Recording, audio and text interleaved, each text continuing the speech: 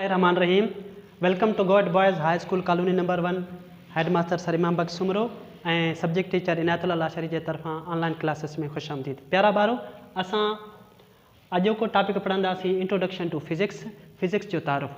पहिरियां असां branches of physics में फिज़िक्स जो तारुफ़ पढ़ी आया हुआसीं। हाणे असां अॼु ब्रीफ जेको इंट्रोडक्शन आहे उहो असां छा कंदासीं, पढ़ंदासीं। सभ खां पहिरियां इन जी डेफिनेशन इंग्लिश में पढ़ंदासीं, पोइ असां सिंधी में पढ़ंदासीं। इंग्लिश में इन जी डेफिनेशन आहे the branch of physical science in which we study about properties of matter and energy and mutual relationship between them is called physics. चए थो फिज़िक्स तिबी साइंस जी उहा शाख़ आहे जेका मादे ऐं तवानाई जूं ख़ासियतूं सम्झाए ऐं उन्हनि जे विच में तालुक़ ॾेखारे, तंहिंखे छा चवंदासीं, फिज़िक्स चवंदासीं। प्यारा ॿारो, हीअ हिकिड़ी वॾी डेफिनेशन आहे। इनखे सम्झणु जेको आहे तमामु ॾुखियो आहे। इनखे असां टुकरनि में विराईंदासीं, हिसनि में विराए करे बयानु कंदासीं। हिते असांखे चए थो जेका मादे जूं ख़ासियतूं ॿुधाए, छा चए थो, इन which we study about properties of matter. हाणे चए थो प्रॉपर्टीज़ ऑफ मैटर छा आहे। चए थो सभ खां पहिरियां मादे जूं जेके ख़ासियतूं आहिनि उहे छा आहे। चए थो मादो असांजे चौधारी मौजूदु आहे। मादो असांखे 3 खां 4 हालतुनि में मिले थो। सभ खां पहिरियां जेको मादो इंग्लिश में आहे उनखे असीं चवंदासीं सॉलिड। मैटर जी जेका पहिरीं स्टेट आहे सॉलिड, 2 नंबर ते लिक्विड, 3 नंबर ते गैसेस ऐं 4 नंबर ते प्लाज़्मा। चए थो मादे जूं जेको ख़ासियतूं आहिनि जंहिंमें नेहरू, पणियाट, गैस ऐं गरम गैसूं मौजूदु आहिनि, इन्हनि जी ख़ासियतुनि खे जुदा जुदा पढ़ंदासीं। उनखे असीं छा चवंदासीं, फिज़िक्स। ठीकु आहे। उन सां गॾोगॾु असां 2 नंबर ते प्रॉपर्टीज़ ऑफ एनर्जी यानी तवानाई जूं ख़ासियतूं पढ़ंदासीं। तवानाई असांखे मुख़्तलिफ़ शकिलनि में मुख़्तलिफ़ सूरतनि में मिले थी, जंहिंमें असां वटि पहिरीं तवानाई जेका लाइट एनर्जी आहे, ॿिए heat energy, sound energy and electrical energy. चए थो तवानाई रोशनी, गर्मी, आवाज़ ऐं बिजली जी सूरत में मौजूदु आहे।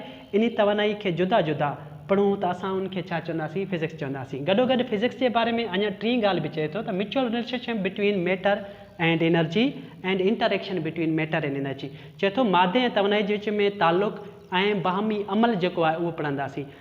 असां जॾहिं शुरू वारे दौरनि में जॾहिं ताज़ो मादे ऐं तवानाई जे बारे में एक्सप्लेनेशन हले पई त हिकिड़े साइंसदान चयो त मादो ऐं तवानाई पहिरियां हिकिड़े गॾियल बाहि जे गोले जी सूरत में मौजूदु हुया। ठीकु आहे, हीअ लाइन पढ़ूं था। चए थो पोइ छा थियो, इहा जेका बाहि जो गोलो हुयो, हिकिड़ो वॾो बाहि जो गोलो हो जंहिंखे असीं चवंदासीं बैंक। उनखां बाद में छा थियो, इहो वॾो बाहि जो गोलो फाटियो, मादो अलॻि थी वियो, तवानाई छा थी वई, अलॻि थी वई। चए थो पहिरियां मादो ऐं तवानाई हिक ॿिए सां छा हुया, गॾियल हुया। मादे खे असां डिस्टिंग्विश न पिया करे सघूं, तवानाई खे डिस्टिंग्विश न पिया करे सघूं। जॾहिं हिकिड़ो वॾो धमाको थियो बिग बैंग जो, त मादो अलहदा थी वियो, तवानाई अलहदा थी वई। हाणे मादे खे असां जुदा पढ़े सघूं था, तवानाई खे जुदा पढ़े सघूं था। हाणे चए थो जॾहिं मादो कंहिं दौर में पाण हिक ॿी शक्ल में मौजूदु हुया, त पोइ असां इन्हनि खे गॾियल स्टडी न पिया करे सघूं। त हाणे चए थो असां इन्हनि जी म्यूचुअल रिलेशनशिप, गॾियल तालुक़ ऐं बाहमी अमल जे बारे में मैटर ऐं तवानाई जे, मादे ऐं तवानाई जे गॾियल तालुक़ ऐं बाहमी अमल जे बारे में छा कंदासीं, फिज़िक्स जे अंदरि पढ़ंदासीं। हाणे असां इन सभिनी शयुनि में पढ़ी आया आहियूं।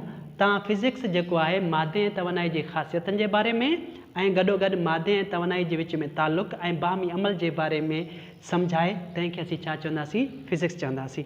प्यारा ॿारो, हर साइंस जी ब्रांच वांगुरु जेका फिज़िक्स जी जेका ब्रांच आहे उहा सभ खां पहिरियां कंहिं शुरू कई। चए थो the word physics is taken from Greek language word फिज़िकोस।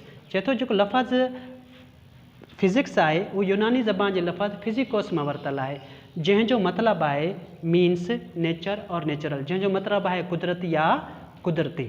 यानी फिज़िक्स जेका आहे सभ खां पहिरियां यूनानियुनि शुरू कई ऐं फिज़िक्स जो मतिलबु आहे कुदरती या कुदरती। ठीकु आहे। हाणे असां अॻिते पढ़ंदासीं। फिज़िक्स सिर्फ़ु ऐं सिर्फ़ु मादे ऐं तवानाई जे बारे में नथी ॿुधाए, गॾोगॾु फिज़िक्स जे बारे में असां बेशुमार शयूं पढ़ंदा आहियूं। हिन काइनात जे अंदरि हर हिकु शइ मौजूदु आहे, हर हिकु शइ जी स्टडी खे असीं छा चवंदासीं, फिज़िक्स चवंदासीं। फिज़िक्स में असां पढ़ंदासीं लॉज़ ऑफ द नेचर, चए थो कुदरत जा कानून पढ़ंदासीं।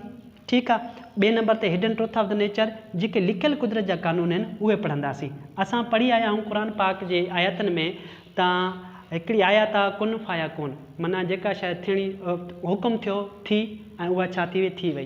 पोइ अलाह ताला इन्हनि सभिनी शयुनि जे कारोबार खे हलाइण जे लाइ उन में कुझु कानून ऐं क़ाइदा दाख़िल कया। दुनिया अॼु ताईं उन्हनि क़ाइदनि ऐं कानूननि ते हले थी। हाणे इहे जेके कुदरत जा क़ाइदा ऐं कानून आहिनि, इहे कुदरत जा क़ाइदा ऐं कानून आहिनि ऐं इहे कुदरत जा जेके क़ाइदा ऐं कानून हुया छा हुया, लिकियल हुया। फिज़िक्स इन्हनि खे ज़ाहिर कयो, इन्हनि क़ाइद कुदरत जे लिखियल क़ानूननि खे ज़ाहिर करण खे असीं छा चवंदासीं फिज़िक्स चवंदा आहियूं। ॿिए नंबर ते लॉज़ ऑफ द मोशन चए थो हरकत जा क़ानून आहिनि, हरकत कीअं पैदा थींदी आहे, हरकत खे रोकिजी कीअं सघे थो, हरकत में तेज़ी कीअं आणे सघिजे थी, हरकत पैदा थियण खां पोइ कहिड़ियूं रुकावटूं आहिनि जेके हरकत खे रोकनि थियूं, इन सभिनी खे असीं लॉज़ ऑफ द मोशन यानी हरकत जे क़ानूननि में पढ़ंदासीं। टे नंबर ते स्ट्रक्चर ऑफ स्पेस ऐं टाइम चए थो वक़्तु जेको आहे पुराणे ज़माने खां वठी करे अॼु जे दौर ताईं सभिनी माण्हुनि जे लाइ सरदर्द आहे। हाणे वक़्त खे सम्झणु ऐं गॾोगॾु ख़ला खे सम्झणु त ख़ला कीअं आहे, उते वक़्तु कीअं आहे, छा उते वक़्तु जल्दी गुज़री वञे थो, आस्ते गुज़रे थो, तेज़ी सां गुज़रे थो, नथो गुज़रे, उनजे बारे में पढ़ंदासीं। स्पेस ख़ला जे बारे में पढ़ंदासीं ऐं वक़्त जे बारे में पढ़ंदासीं। उहा कंहिं में पढ़ंदासीं, ख़ला ऐं वक़्त जी बनावट जे बारे में पढ़ंदासीं, कंहिं में पढ़ंदासीं फिज़िक्स में। टे नंबर ते असां वटि पंजे नंबर ते आहे स्टडी ऑफ इलेक्ट्रिसिटी, बिजली जो मुतालो यानी बिजली छा आहे, कीअं पैदा थींदी आहे, हिकु जॻह खां ॿिए जॻह ते कीअं सफ़र करे थी, बिजली जे मुताले खे बि छा चवंदासीं फिज़िक्स चवंदासीं। प्यारा ॿारो अॼोके लेक्चर जे अंदरि असां पढ़ी आया आहियूं त फिज़िक्स असल में फिज़िक्स जी जेका गॾियल एक्सप्लेनेशन छा आहे। फिज़िक्स में असां मादे जूं ख़ासियतूं पढ़ंदा आहियूं, तवानाई जूं ख़ासियतूं पढ़ंदा आहियूं, मादे ऐं तवानाई जे विच में तालुक़ ऐं बाहमी अमल पढ़ंदा आहियूं। इनखे असीं छा चवंदासीं फिज़िक्स चवंदासीं। फिज़िक्स में सिर्फ़ु मादे तवानाई ऐं उनजे विच में गॾियल बाहमी अमल जो मुतालो न आहे, उनखां अलावा फिज़िक्स में ॿियूं शयुनि जे बारे में बि पढ़ियो वेंदो आहे। सुभाणे जे लेक्चर में असां फिज़िक्स जे शाख़नि जे बारे में पढ़ंदासीं। ख़ुदा हाफ़िज़।